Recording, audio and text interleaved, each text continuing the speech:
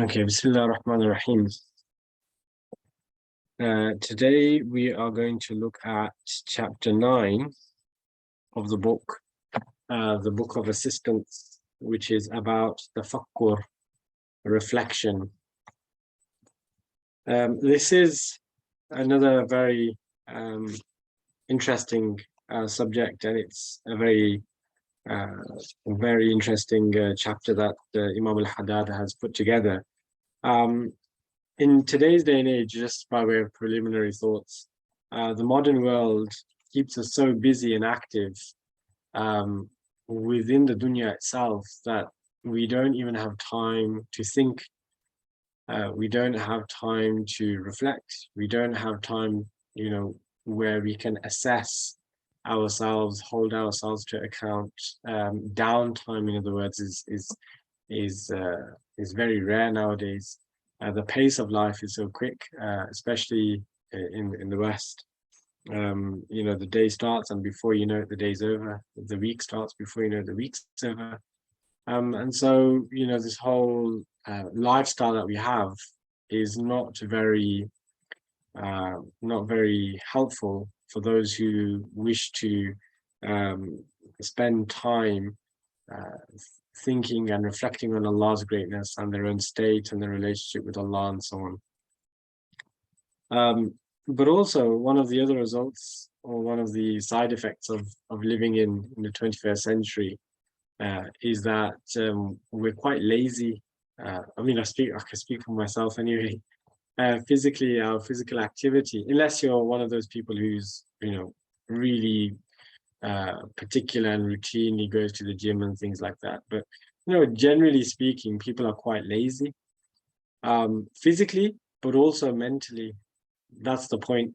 So when we think of laziness, we think of, okay, this person doesn't do much physical exercise. He has a day job, he's just behind a desk, or, they just go to uni or whatever it may be. But mentally, we're also very lazy. That's why this subject is particularly relevant today, because it kind of highlights something perhaps which we don't highlight enough, or we are kind of engineered not to highlight or think about. So what I mean by mentally lazy is that we don't like to think anymore. We don't like to take that time if we have 5 minutes free. So if we do have 5 minutes or 10 minutes free, all of a sudden we've got our phones in our hands. We need something to stimulate our minds, right? So rather than using that 5 minutes to just, ponder, think about Allah, what have we done today? What am I going to do? How can I improve my relationship? And all of these things that we'll talk about, rather than use those 5-10 minutes in a productive manner, in silence, we just watch TV, we put the television on, we put our mobile phone and watch videos on YouTube, we start texting people, we have to distract our minds instantaneously. So, it's like we don't like to think anymore. We don't value it as much as we ought to. We don't see it as something which can be productive, but it's actually, quite a beautiful thing that Allah Almighty and the Nizam and the system that Allah Almighty and the Prophet ﷺ have created for us is such that we are productive, we can be productive and become closer to Allah Almighty by doing physical actions. But also in the moments of silence, that can also be a means through which we become close to Allah. Isn't that incredible? That somebody can be sitting quietly, doing nothing, could be staring into space, but that staring into space is a means through which that person becomes close to Allah because they're thinking about the right things, you see. Great things have come about from somebody sitting in silence, planning the way forward in the world, in the dunya, or in deen work. Everything starts from an idea, isn't it? And an idea originates in your mind. So we have to kind of train ourselves again to think, to be more active in our minds and productive in terms of reflection. So it's definitely worthwhile reading this. But also by way of a preliminary point is that you know, when somebody is in a state of pondering and reflection and things like that, that doesn't guarantee that a person will become close to Allah. You know, many people who have mental illnesses or, you know, hardcore, very staunch atheists are those who have reflected in the world. So sometimes we see television programs about the wonders of nature and things like this. But when people who have made those documentaries, they've clearly thought about it, really studied it, reflected on it, or, you know, think it's amazing, but that has not led them to Allah Azza wa Jal, it's led them away from Allah Azza wa Jal, right? So it's a tool which can go both ways. So it's not something which is sufficient. We don't solely rely on our intellects and our minds and our thought processes, because that could lead us astray. It's led people astray many, many times before. So our tafakkur, our reflection is embedded with Iman. It's based, or the foundation of that is Iman, belief in Allah Almighty, right? So it's not just about thinking in an unconditional or a scattered way. It's you know, it's thinking and reflecting with a purpose and with a direction, you see, and with guidance as well. Which is another important point to make, is that you know, many people say they think about many, many things, but after doing so, they just end up more confused. They think that, oh, I'm just all over the place. I don't know. I'm thinking about so many different things. I don't know how to navigate through my thoughts, right? My reflections are these, A, B, C, D. Now, what does that mean? What do I do with these reflections? You see, therein enters the guide, the teacher. There's someone who, you know, your parents, or someone who's older, who's wiser, who has a bit more life experience, who's there to do your tarbiyah, to assist you, you see. So the guide is that person who, you know, holds the hand of the student and navigates them through the quagmire of their own thoughts sometimes, right? And so, you know, we mustn't read this chapter in isolation. Therefore, it's something which is a great tool, but it is necessary, and it is something which can empower us if it's done correctly.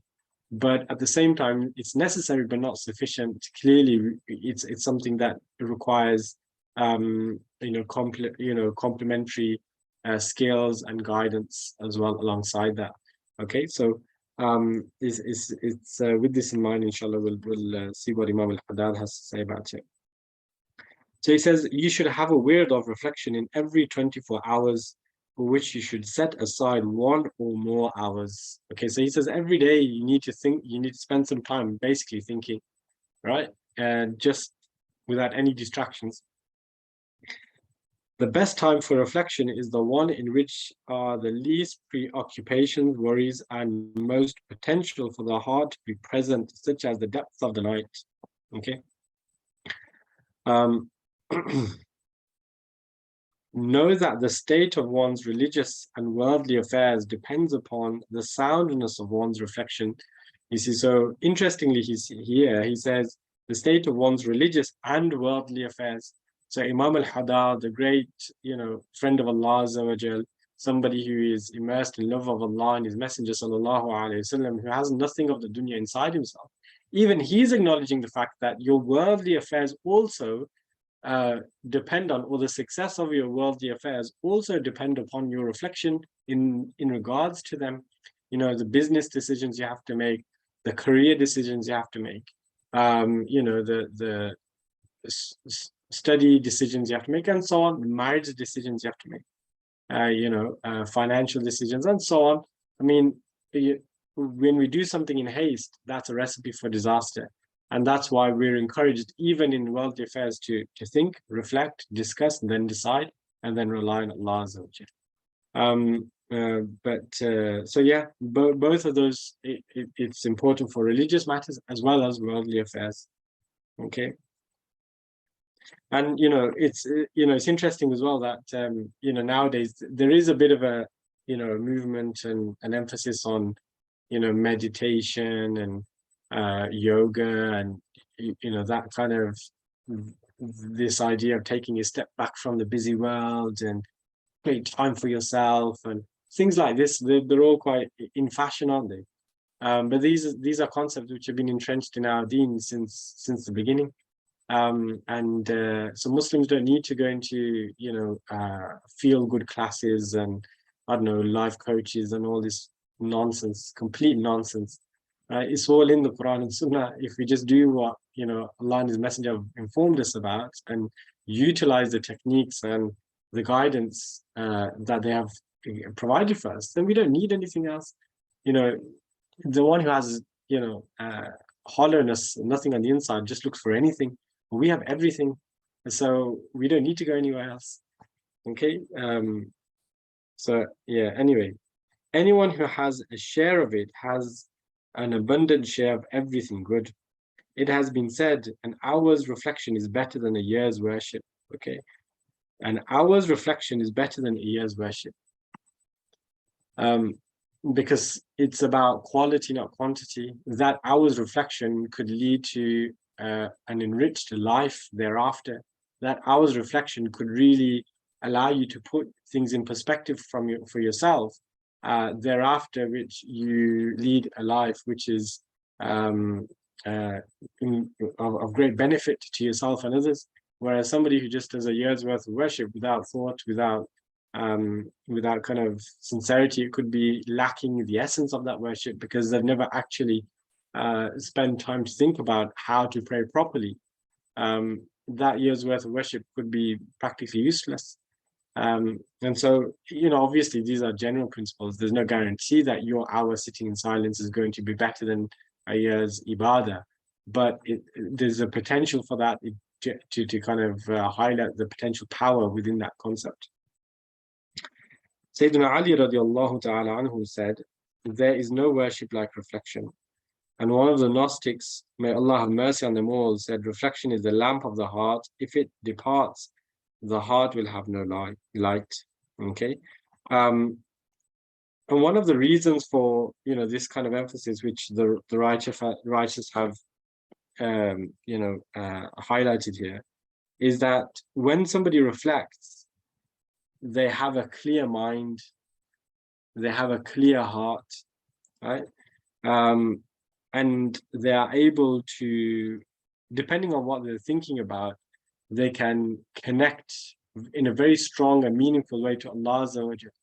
And we'll all have had those moments where, we're just sitting there, or we might be in a gathering, we might be in a dhikr mehfil, we might be listening to a speaker, we might be listening to the Quran, and those moments of, realization and connection, just settle into our minds and our hearts, right? When you think about how great Allah Azza wa Jalla actually is, the favors that He has done for us, the greatness of the Messenger Sallallahu Alaihi Wasallam, if we do that regularly and at the right times, we feel that the manifestation of love in our hearts in a very intense way sometimes. And that's why the righteous, they have a greater sentiment than the rest of us.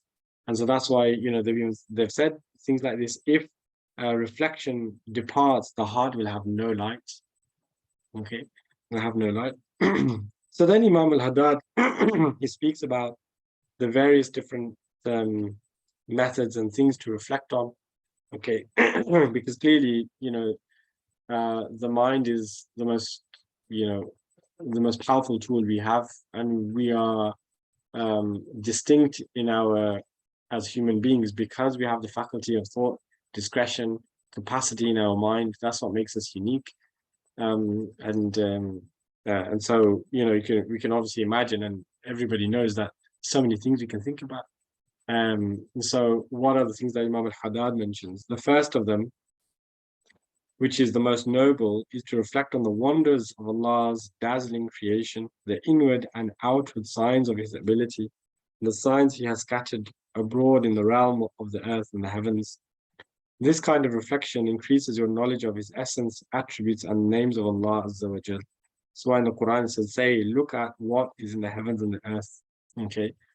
وَيَتَفَكَّرُونَ فِي خَلْقِ السَّمَاوَاتِ وَالْأَرْضِ. That those who reflect on that which is in the heavens and the earth. Okay, so this is something that we can all relate to, and everybody has done to a greater or lesser extent. well, and to be fair, nowadays, like I've mentioned already, we have really amazing documentaries about wildlife, about yeah, animals and the water cycle and nature and so many different things that we never had before. So, I guess that's one of the benefits of technology and the modern techniques that people have now. There is some good that comes out of it, that we're able to start to appreciate the world in greater detail in ways that we never used to be able to understand it at all. And so it really, hones in on some of the unbelievable creation and that Allah Azza wa Jal has created. And it's amazing that that kind of material never runs out. And I'll tell you why it never runs out, because Allah's creation is so vast. Allah Ta'ala's creation is so vast that we will never truly get to the end of, we will never be able to fully appreciate how vast and how great it is. I was looking up online a little while ago about undiscovered species, and so many different websites, incredible websites, were saying that approximately 80% of species are still unknown or haven't been properly documented or understood. Okay, and so just imagine that after all of these centuries of living and all of this time that we've been here, still the overwhelming majority of species we still don't even know about. We have millions and billions of species which are in the depths of the ocean that we haven't even discovered. That's how vast Allah's creation is absolutely unbelievable. And we can talk a lot about this because ultimately it leads back to, these are signs of Allah. These are the signs of Allah. That's why one of the strongest rational arguments for the existence of Allah Almighty is the design argument. Evidence of design in the world, clearly it leads to the conclusion necessarily and rationally that there's a creator, just as there's a designer of everything that we can see in our rooms. There is the designer of the world. It's so perfect in the way that it operates. And I often give this example for to younger children as well, is that look around the room that you're sitting in. Can you find anything that doesn't have a design? Can you find anything that doesn't have a purpose? Can you find anything that made itself? Right? Everything has a purpose, even in the room that we're sitting in. Everything has a purpose, everything has a design, and everything has a maker. And so how can it be that, on that basis, that everything around us has design, a maker, and a purpose? We don't have it. We don't have that. It doesn't make any sense. Even a believer who may not be very strong in his ibadah, in his or her worship, or even the person may not have great understanding of the deen, may not have studied knowledge and things like that, or embarked on Islamic studies and things. But one thing they can do is use their mind to rationalize basic concepts, and their connection to Allah Azza wa Jal is strengthened not through classes and fiqh and aqidah and hadith and things. Their connection to Allah and their faith in Allah Azza wa Jal is the strongest when they are reflecting on Allah's creation. Do you see? So the paths to Allah are many. The paths to Allah are many.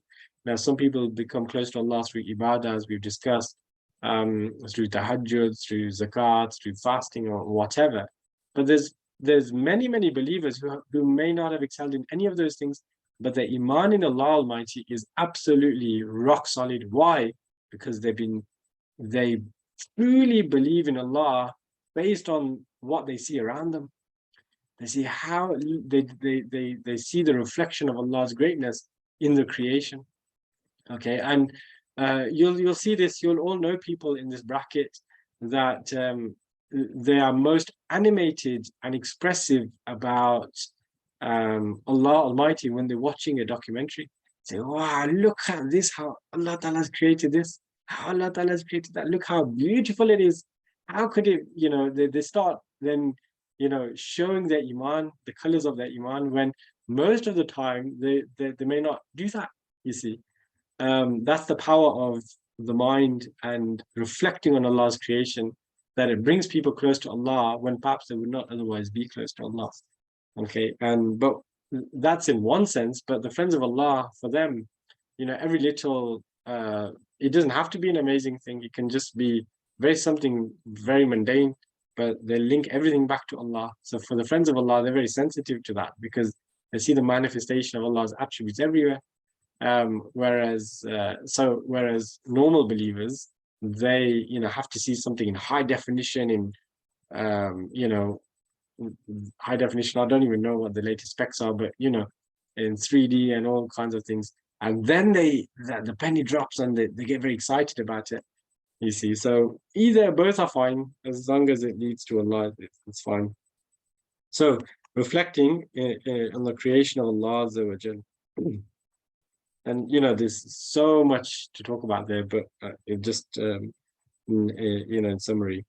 Okay, then he says, reflect on the wondrous creatures he has made and on yourself. Okay, and on yourself.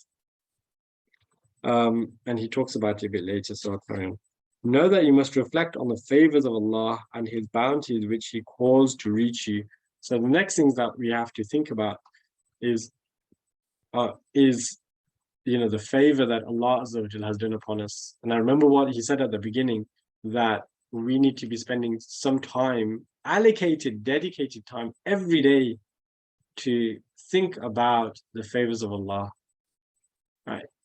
What a powerful concept that would be for us. And I've spoken about this before, is that, one of the things that defines our society is, ungratefulness, complaints, complaining. We're always complaining. Everyone complains about everything. Seldom would you find somebody who's truly grateful. And that's why Allah Azza wa Jal says that only a few of his creation will actually be grateful. And that's one of the wisdoms behind showing gratitude is that Allah Azza wa Jal, as we know in the Quran, لَإِن شَكَرْتُمْ لَأَزِيدَنَّكُمْ, very, very famous verse, is that if you are grateful, Allah Ta'ala increases you in things to be grateful for.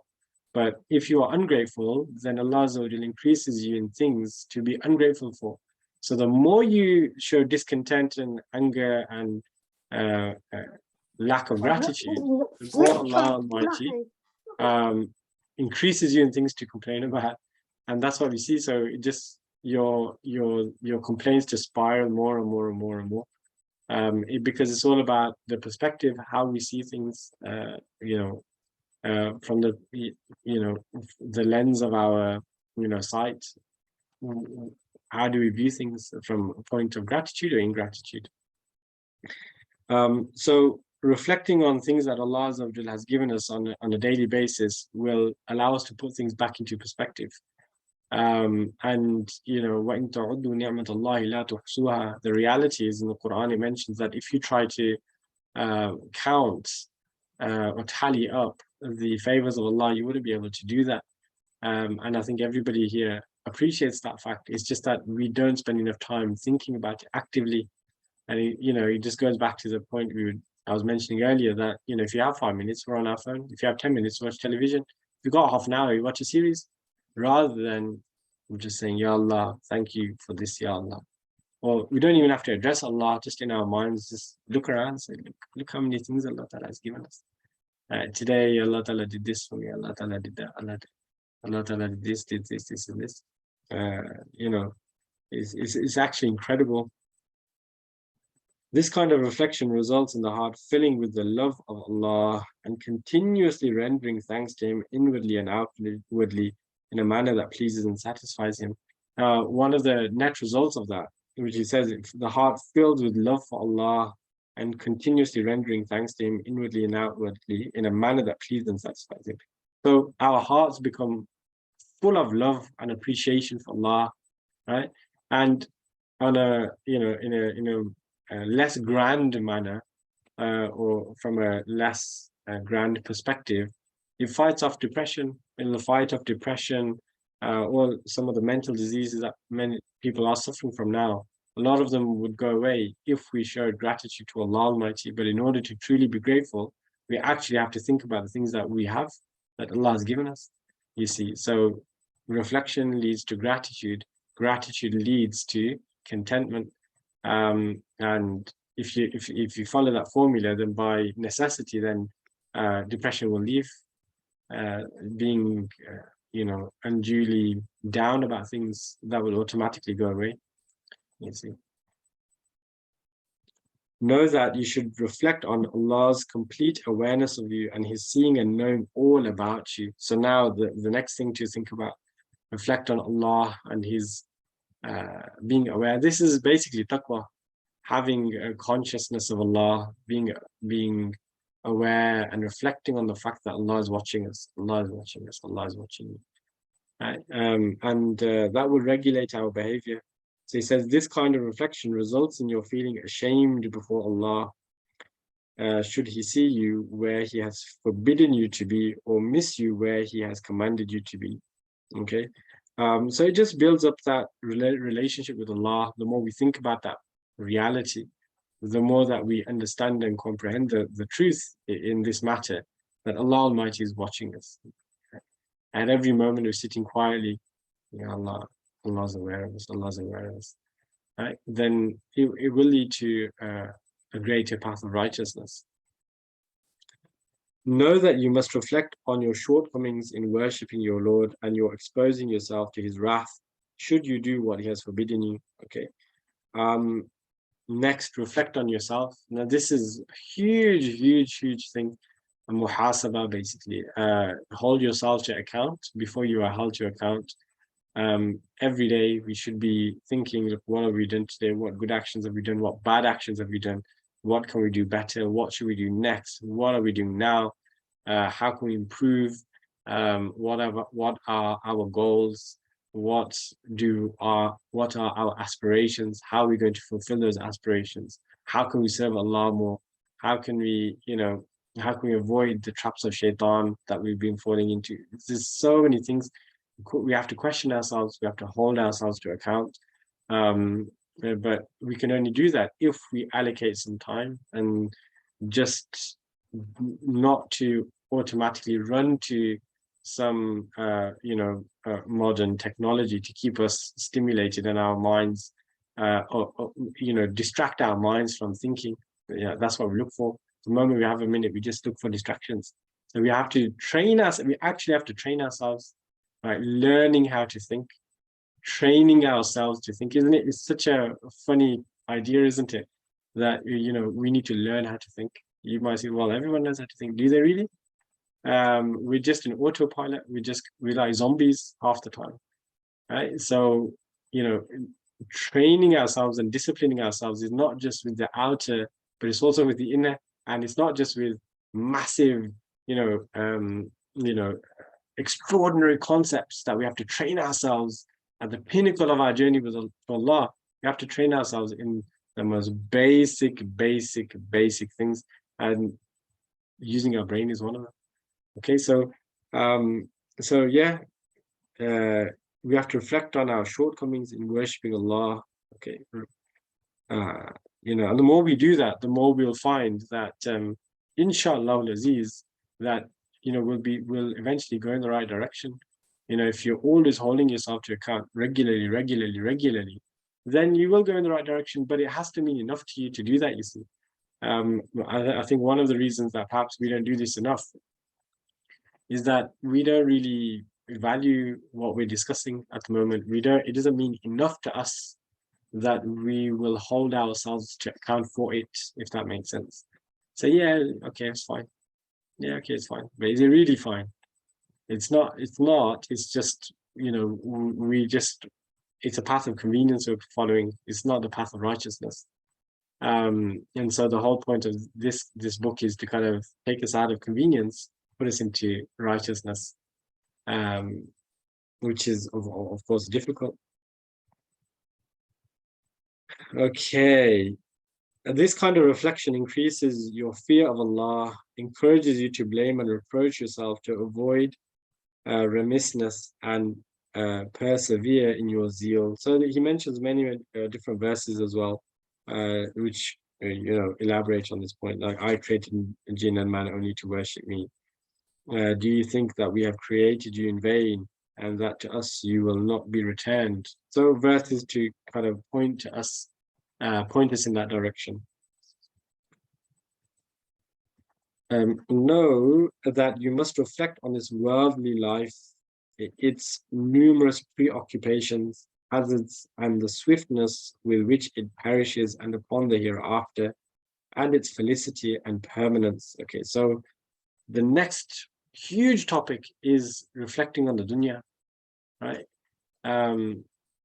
True understanding comes through reflection, right? And reflection is not just thinking in a linear way, it's analyzing as well, you see. It's not just thinking about it in in a black and white kind of way. This is what it is, this is what it's not. It's analyzing that's one of the key terms, I would say, and the buzzwords. We have to be able to analyze the things around us to understand them properly, right? So the dunya is a key, one of those things that we have to do for various reasons. Now we have to analyze the dunya and our interaction with the dunya so that we can capitalize on it, so we can use it to our benefit. Now that's on a very practical level, financial management, planning our, I don't know, careers or whatever it may be. And that's all very, very important. But also, more important than that, is recognizing and being aware of the pitfalls and the dangers that the dunya poses to us. Okay, its preoccupations, its hazards, that's as Imam al-Haddad mentions. Okay, now we must, the dunya is like our enemy, and we have to be aware of our enemy, right? So we have to study our enemy. We have to know the enemy inside out, so that they can't trick us, they can't defeat us, right? They can't, kill us, right? Okay, and they can't overcome. We really have to do that, and it's very useful to do that. And once we do it, we'll realize the truth is that the dunya is just play and amusement. It's not there for us. And again, if anything, what pushes, some things pull us to Allah, other things, by doing good things, we are advanced to Allah in one way, but by looking at the enemy, we also run to Allah, because you realize how lowly and how despicable the enemy is, you see. And when you actually assess the dunya, especially in the 21st century, the perversions, the extremism, and just the absolute, every bad quality you can think of is evident in abundance in the dunya now. And it's all, it's all gone to, it's peaking. So interest rates and inflation is peaking, but also, bad characters peaking as well. Evil is peaking, all of the bad things in the world, they're getting very high now. So if we analyze that and we assess it and we think about it, we reflect on it, then we will want to run a mile. We'll want to run to Allah. We'll say, Ya Allah, I want to be with you because I want to get away from all these things. Okay, so it's important we do that. And, there's verses about that in the Quran as well. Imam al-Haddad mentions this kind of reflection results in losing all desire for the world and in wishing for the hereafter. So when a believer reflects on the dunya, then they want the afterlife. They don't want the dunya anymore, right? Because they've seen it for what it really is. Okay, not as it presents itself. It's like seawater. Seawater presents itself that it's going to quench your thirst, but once you start drinking, you just feel more thirsty. So once you experience it and its reality is experienced, then you don't want it anymore. Know that you should reflect on the imminence of death and the regret and remorse which occur when it is too late. Okay. A verse in the Quran, until when death comes to one of them, he says, my Lord, send me back that I may do good in that which I have left. No, it is but a word, he says. Right, so there's many verses in the Quran which of course confirm that everybody will die, but there are also various verses in the Quran Sharif where Allah Ta'ala narrates how people will regret and will plead with Allah, say, Allah, let me go back no, I'll do what you told me to do, but it'll be too late for everyone. You see, so we have to. The point of reflecting on death, which we've all heard before, is ultimately we're all going to die, and we will all be answerable to Allah Azza wa Jalla. And so preparing for that death is of vital importance. We have to do it to the best of our capacity because we won't have an opportunity to come back. And this is one of the reasons why we must hasten in good actions. We shouldn't wait until we're older. And a lot of people have this idea, and deep down everybody knows that they shouldn't, but people have this nonetheless, that they think, yeah, I'll do that, when I'm a bit older. Or in the back of their minds, they think, they don't perhaps want to be too religious, or they don't want to excel in righteousness at the moment because they're a little bit young, or they've got other things to do, they have other priorities and things, or maybe later in a few years' time they'll do this. But we can't afford to think like that. We really have to put our foot on the accelerator, because any moment Allah Ta'ala can take us away, and that's the reality. Allah Ta'ala can take us just like that. So we can't afford to just delay things. Delays from the devil. When Shaitan says, "Yeah, do it later," he's conning you. If that's our frame of mind. If naturally we can't do everything today, but we have to make an intention. If you have an intention, we follow it through. Just start doing it. Don't delay. Because and if we pass away in the process, we will receive the reward of that. But making an intention and then not doing something is really, I think I mentioned this in one of the earlier lessons, it's almost lying to yourself. Then you haven't really intended it, then have you? So if someone intends, yeah, I'm going to do this, but then 5 years later you still haven't done it, that's a sign that you didn't really intend it properly. You didn't have the genuine resolve inside of yourself. Otherwise, you would have done it. You see. Yeah, reflecting on death and the imminence of death. All right. And if you want to think about that in another way, all you have to do is think about, 5 years ago, 10 years ago, 15 years ago, who was with us and who's not with us now. We've all lost loved ones in that time. And Allah knows best about the rest of, what happens in the future. But Allah Ta'ala gives us all the tawfiq to do good actions whilst we still have time. The benefit of this kind of reflection is that hopes become short, behavior better, and provision is gathered for the appointed day. Right? So, in other words, we just focus on the afterlife. That's what we're preparing for. We're saving up for that. Know that you should reflect on those attributes and acts by which Allah has described his friends and his enemies, and on the immediate and delayed rewards which he has prepared for each group. So Imam al-Haddad, he says, in other words, reflect on the awliya Allah and the awliya shaitan. So the word awliya is a plural of the word wali. The word wali is a friend or a companion or a guardian, meanings like that. So awliya Allah, the friends of Allah, but there's also awliya shaitan, friends of shaitan, right? The companions of shaitan. So reflecting on the rank of the awliya and the debasement of those who are wretched and misguided and enemies of Allah and His Prophet sallallahu alaihi wasallam. Again, that gives us a sense of perspective and appreciation of what we have to do and the benefit in doing that, and what we have to avoid because of the punishment that people will receive. Obviously in the history of Islam, we are blessed by Allah Almighty with friends of Allah in every generation.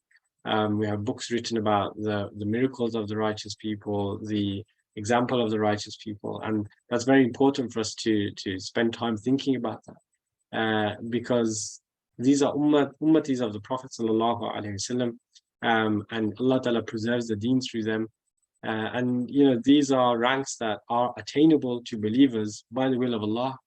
So it gives us encouragement as well. So there's of course a number of things that we can gain from thinking about and reflecting on the friends of Allah, and similarly those who are Allah has led astray. I mean, okay, if you think about those such people, there are several examples where people have no deen, meaning have left Allah and His Messenger sallallahu alaihi wasallam, and we see what happens to them. A lot of the time, they kill themselves. They just have all these kinds of addictions, and because they're just drowning in the dunya. And so, those who are distant from Allah and the Prophet sallallahu alaihi wasallam are far more likely to fall into those traps. You see, so that's why we don't want to be far from Allah. We'd rather be close, because then we'll have barakah, we'll be, we'll have so much blessing like the friends of Allah. But those who are far, they fall into the trap, and then, and then it's a bottomless pit. You see that they fall into. That's what happens to people. So reflecting on that is an important way of kind of, again, encouraging us. So all of these things, you'll see that, the common denominator is that if somebody does them effectively, or has these moments of reflection properly and deliberately with intention, they can't help but lead us to Allah Azza wa Jal. So we reflect on the dunya, it leads us to Allah. We reflect on the awliya, leads us to Allah. Reflect on those who are falling in the dunya, leads us to Allah Azza wa Jal. Reflect on the creation, leads us to Allah, right? So it's a necessary component in our journey to Allah. That's why Imam al-Haddad has, we spent quite a few pages talking about it. Okay. Then he says, hopefully I'll finish in the next few minutes.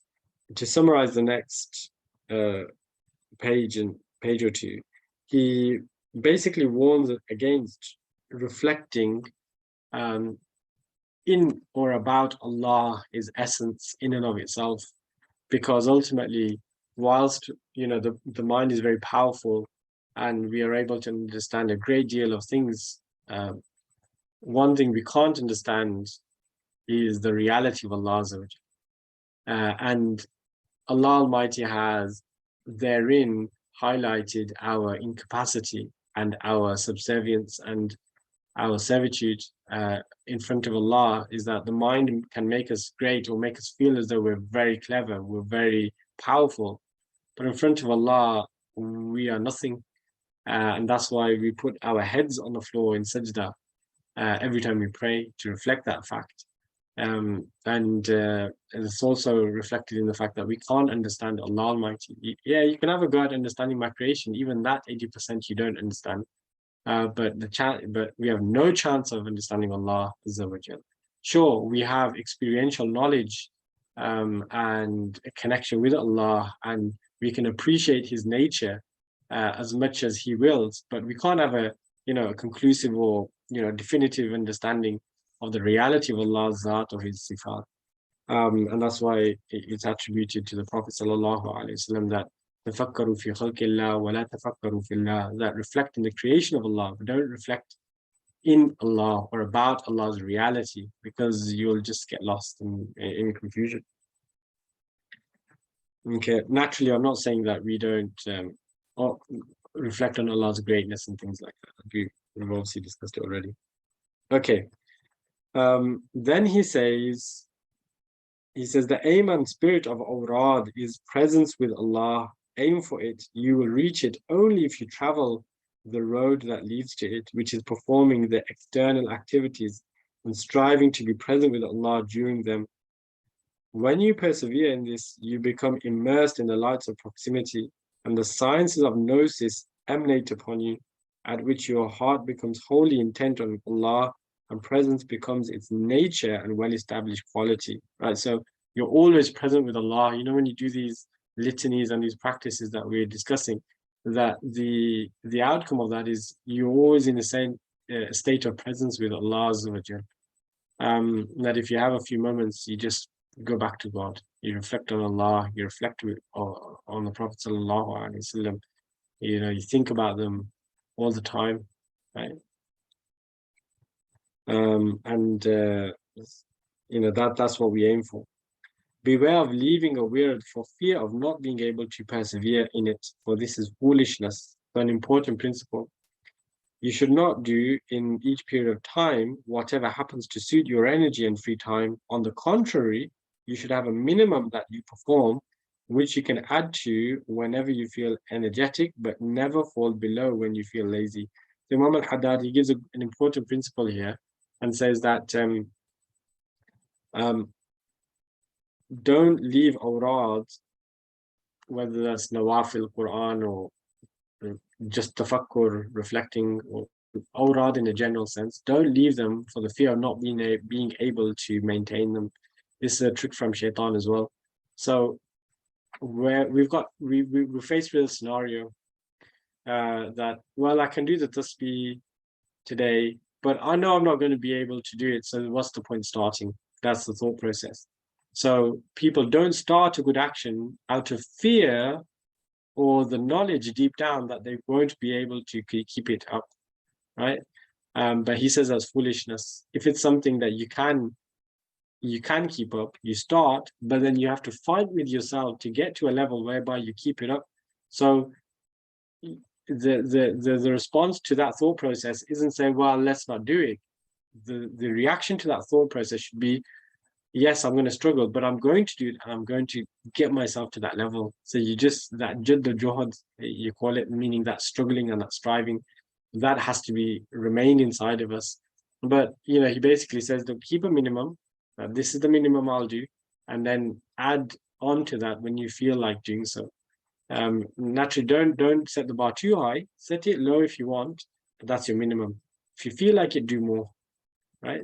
But don't avoid it out of fear of not being able to do, the minimum. Set that benchmark and then strive to meet that.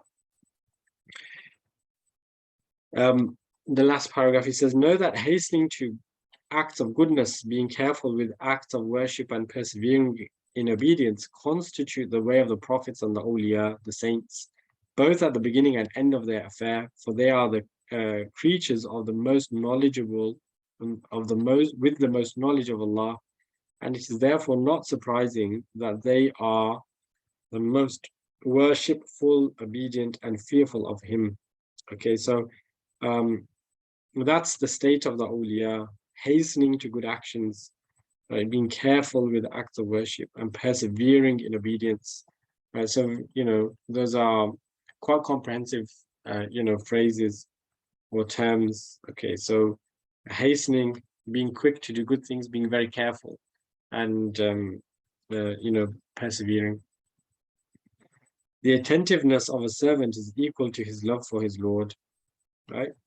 The attentiveness of a servant is equal to his love for his Lord. So the more love you have, the more attentive you will be in relation to Allah Almighty. Love is consequent upon knowledge, right? So the more knowledge you have, the more love you will have of Allah. More, meaning knowledge is true understanding. And again, the more we know about Allah Almighty in terms of actual study, His essence, His attributes, in terms of what He has told us in the Quran and the Sunnah, the more love we will have for Allah Almighty. Okay.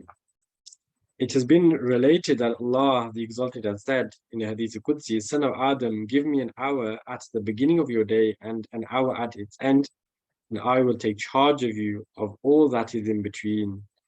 It has also been related that the record of a servant is shown to Allah at the end of each day, and if at its beginning and end there is goodness, Allah Almighty says to the angel, erase what is in between. This is Allah's graciousness to us and all people, but most people are not thankful. That's how he ends the chapter. Okay, so Allah Almighty give us the tawfiq to act upon what we've discussed, and give us the presence of mind to capitalize on what is between our two ears, and utilize our minds in a beneficial way, and in a manner that leads us closer to Him and His Rasul sallallahu alaihi wasallam, and give us the ability to learn how to think and train our minds to be proactive in that regard. Inshallah al-Aziz. Okay, so next week, inshallah, we'll talk about following the Sunnah and the Book of Allah, and possibly also about Aqidah doctrine. fully worthwhile, inshallah. Ameen. Allah Ta'ala give us tawfiq. Ameen. Wa akhiru da'wana alhamdulillahi rabbil alamin. Assalamu alaikum wa rahmatullah.